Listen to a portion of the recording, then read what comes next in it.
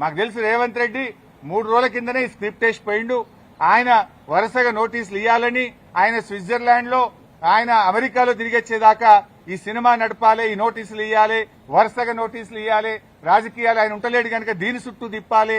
BRS నాయకులందరూ municipal ఎన్నికల మీద దృష్టి పెట్టకుండా అటెన్షన్ డైవర్షన్.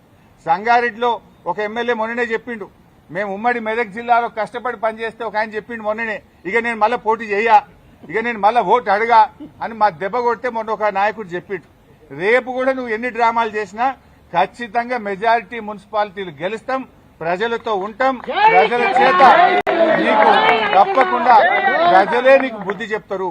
మేము మాట్లాడుతున్నది నీ అవినీతి మీద బయట పెట్టినాం, దాని మీద సమాధానం చెప్పు. నీ 6 గ్యారెంటీల గురించి అడుగుతున్నాం, దాని మీదే సమాధానం చెప్పు. లేని సంబంధం లేని కేసుల్లో మమ్మల్ని పిలిచి ఈ డ్రామా ఆడుతున్నావు, ఆడు ఎంతకాలం ఆడతావో, నీకు సమయం దగ్గర పడ్డది, ప్రజలే నీకు తగిన గుణపాఠం చెప్తారు. తప్పకుండా మేము న్యాయపరంగా ఎలాంటి అవకాశాలు ఉన్నాయో న్యాయపరంగానే ఈ కేసును మేము ఎదుర్కొంటాం. Thank you.